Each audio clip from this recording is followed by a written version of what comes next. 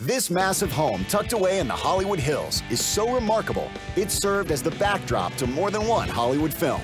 But this Tinseltown castle wasn't always ready for its close-up.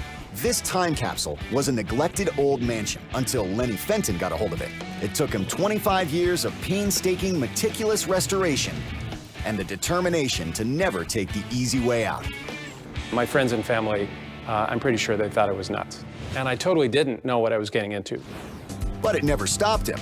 This castle is one of the largest Craftsman-style homes in the United States, a type of architecture popular in the early 1900s. Built in 1913, this massive home had not been renovated or maintained much until Lenny got a hold of it a quarter century ago. He was a young advertising whiz and looking for a fixer-upper. And I found a two-line ad run by a broker who just said, like, 1913 Hollywood mansion, phone number. I was really, really young, in my mid-20s, and I was unfamiliar with the style of architecture. I just saw this big brown house looming down on me. And when I opened the front door and walked into the entry hall, I decided to buy the house right then. The house sits on 2 acres of wooded land, hidden in the hills just above Hollywood in Los Angeles, California. It's more than 13,000 square feet, with giant living and dining spaces, 8 bedrooms, including 2 master suites, and 7 bathrooms. When Lenny bought it, every original light switch, decorative molding, vintage tile, and brick was still in place, and he was determined to keep it that way.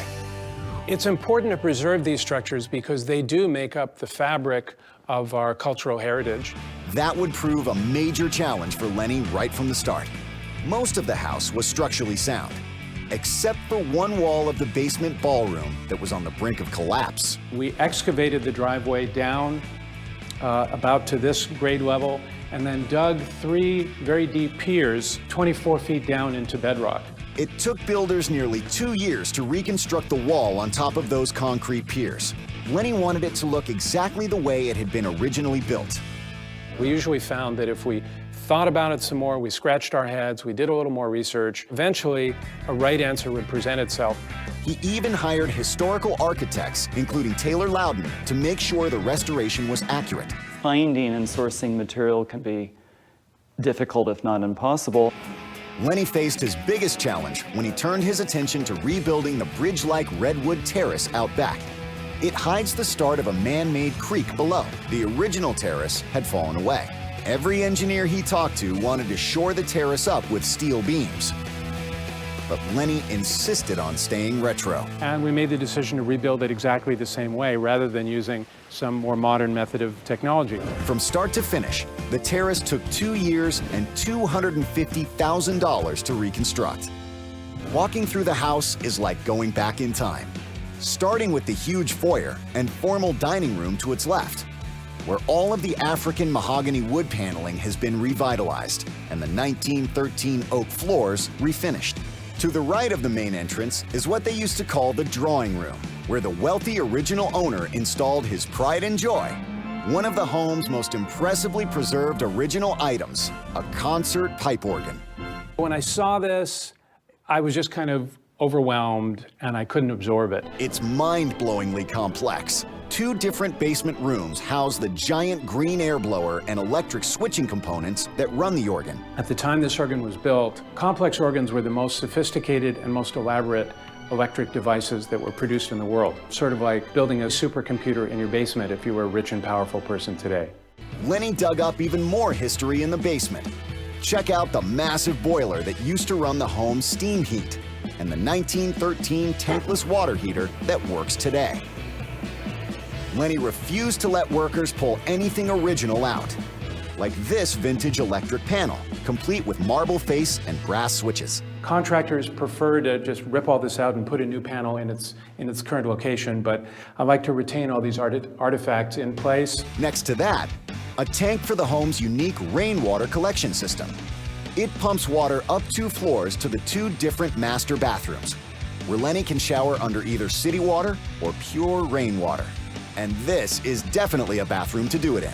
It has a step-down shower with bronze piping that sprays out some 200 jets. One of the first surround showers ever built, The entire thing can also be filled as a giant 300-gallon bathtub. You know, I would walk down those stairs descending into that green shower and start the water and look up and be totally free, kind of like an open outdoor shower with a skylight up above. And I just really felt happy when I was hanging out in that green bathroom.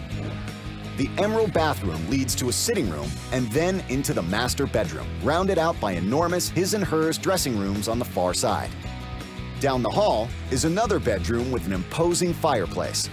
It was a mess when Lenny bought the place, and breathing new life into it took 6 months and a lot of work replacing crumbling stone and tile.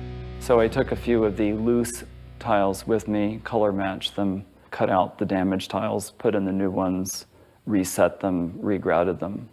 Back on the main level, the kitchen is small for a home this size, but it was very high-tech for its time. One of the first with a real refrigerator, which Lenny still owns. He considered knocking down the kitchen walls and blowing it out into a huge space.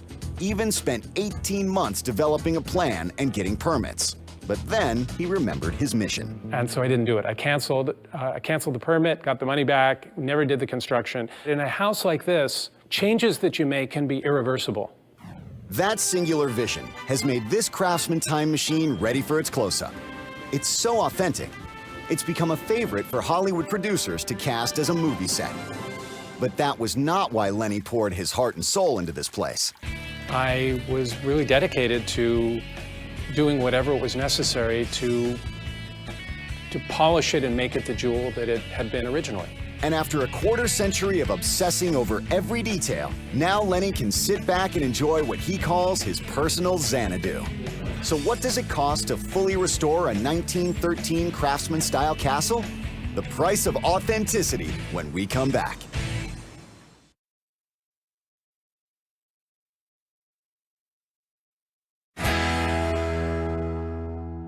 A Hollywood Hills castle fit for the big screen.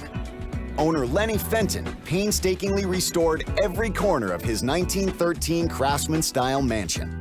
From rebuilding a once-forgotten bridge to preserving its one-of-a-kind pipe organ. This project took Lenny 25 years at a cost of $10 million.